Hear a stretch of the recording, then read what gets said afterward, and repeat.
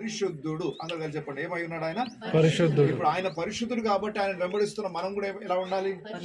పరిశుద్ధంగానే బ్రతకాలి. మనం బయటికి వెళ్ళి మళ్ళీ బూతులు మాట్లాడాలనుకోండి, ఇప్పుడే అద్భుతమైన పాటలు పాడేసి బయటికి వెళ్ళి మళ్ళీ బూతులు మాట్లాడాలనుకోండి, ఎంత పరుగు పోతుంది మన.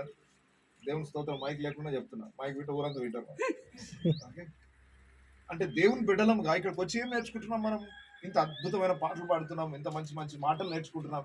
మరలా కోపం రాగానే మన పాత స్వభావం బయటకు వచ్చింది అనుకోండి, దానివల్ల దేవునికి అవమానం కలుగుతుంది. సో ఇప్పుడు ఎవరైతే దేవుని మందిరానికి వస్తున్నారో మన బ్రతుకుల్లో మార్పు రావాలి. దేవుని ప్రేమ కనబడాలి, అన్యాయం సహించే మనసు రావాలి, క్షమించే గుణము రావాలి, పరిశుద్ధత అనేది కావాలి. మరలా పాపము అన్న దాని జోలికి మనం వెళ్ళకూడదు.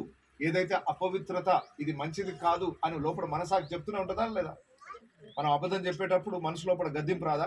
నువ్వు అబద్ధం ఎందుకు చెప్తున్నా, అట్లా చెప్పొద్దు కదా అనే మనసు వస్తుందా లేదా?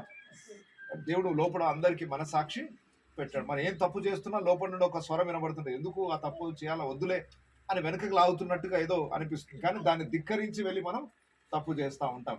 సో కోపాలు, ఆవేశాలు, అబద్ధాలు, మనం ఇతరుల మీద ద్వేషాలు పెంచుకోవడం, మనం లోకంలో ఉన్న అపవిత్రత, చెడు అలవాట్లు. ఇప్పుడు ఈరోజు ఎట్లాంటి పరిస్థితి అయిపోయిందంటే, ఇక తాగుడు అన్నవాడు తాగనోడు లేని పరిస్థితి అయిపోయింది ఊర్లో. ఈ ఊర్లో ఎంతమంది ఉంటారండి ప్రజలు? వెళ్దేవి గ్రామస్తులు చెప్పాలి, 2000 మంది ఉంటారా? 2093 చిల్లరలో ఎంతమంది తాగకుండా ఉంటారు?